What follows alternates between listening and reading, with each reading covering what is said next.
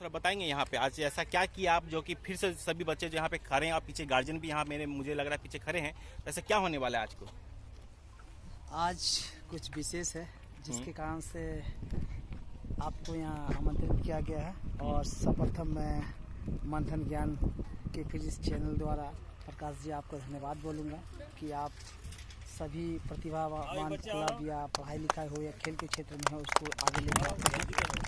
और ये आज का कार्यक्रम जो विशेष है वो कार्यक्रम हम लोग Asansol sub division athletic championship 2023 और फोर का जो सेशन है उसके उत्तरांत गेम हुआ, जिसमें से हमारा क्लब शांतु एथलेटिक कोचिंग कैंप जो कि है प्रथम स्थान प्राप्त करते हुए अपना कीर्तिमान रचे हैं। और ये इससे पहले भी प्रथम स्थान पर आए हैं और सर्वप्रथम ये चैंपियन हुए हैं, अपने आप वर्चस्व को दिखाए हैं। जहाँ तक कि आसनसोल सब डिवीजन में 2500 क्लब उतरे थे, जिसमें कि 450 से 500 खिलाड़ी ने भाग लिया।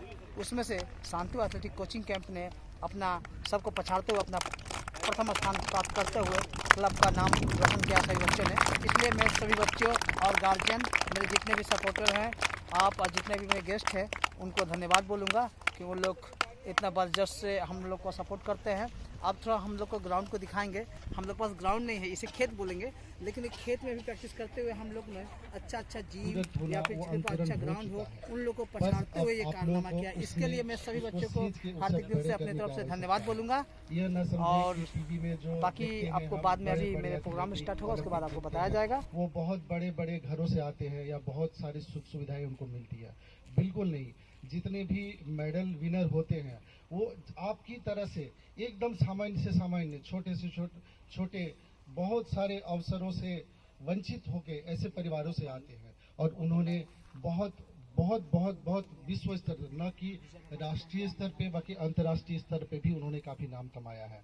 मैं उसमें से कुछ का ही एक उदाहरण दूंगा। आप कितने भी ले लें सबके बारे में आपको यही पता चलेगा कि वो एक छोटे से एक बहुत ही छोटे जगह से उठ के आपने एक अंतर्राष्ट्रीय लेवल पे एक ख्याति प्राप्त की है।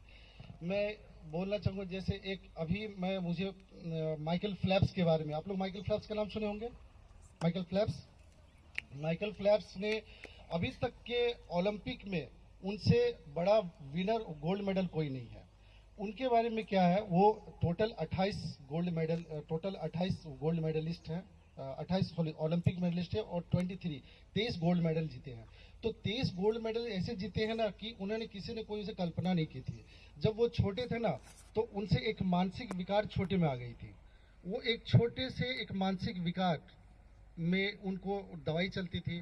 फिर वो लड़का अपना मन बहलाने के लिए उनके गार्जियन ने उनको किस तरीके से उनको ट्रेनिंग के लिए भेजा। ट्रेनिंग भेजने के बाद वो किस तरीके से अपने ट्रेनिंग किए और वो लड़का जो मानसिक रूप से वो विकार हो गए थे, मतलब मेंटली वो डिस्टर्ब हो गए थे, वो लड़का आज दुनिया का सबसे बड़ा होकर वो गोल्ड मेडल में 28 ओलंपिक मेडल जीत के अभी विश्व में वर्ल्ड रिकॉर्ड बनाया है।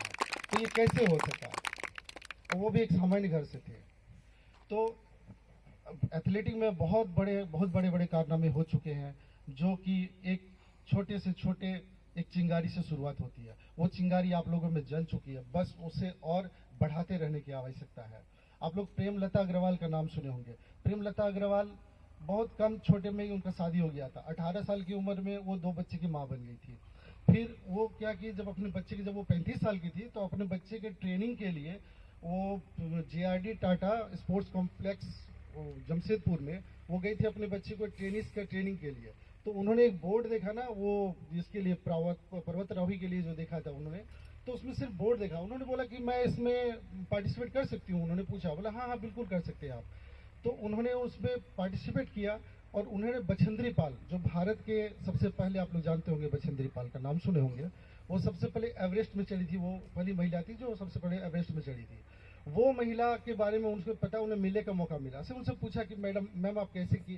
तो उन्होंने कहा कि आप भी ये कर सकती हो। जो उन्होंने कहा कि मैं आप भी कर सकती हो, उसके दिमाग में वो बात बैठ गया। वो रात को जाके सोने लगी और 35 के एज से वो ट्रेनिंग शुरू की और ट्रेनिंग करते करते वो भारत के एवरेस्ट में सबसे अधिक उम्र में उसमें वर्ल्ड रिकॉर्ड, इंडियन रिकॉर्ड बनाई।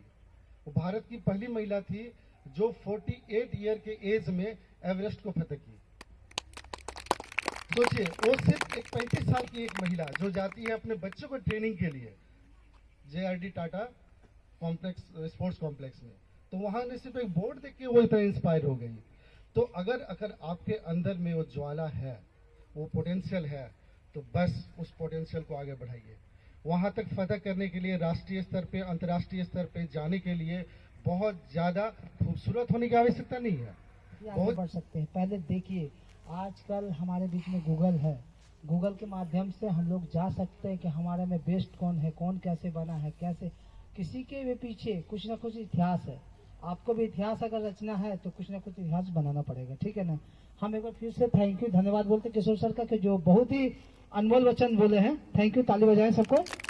और अब मैं वीरेंद्र सर यहीं पर ही कार्यरत थे बहुत दिन, डिप्टी CPO W के पोस्ट पे।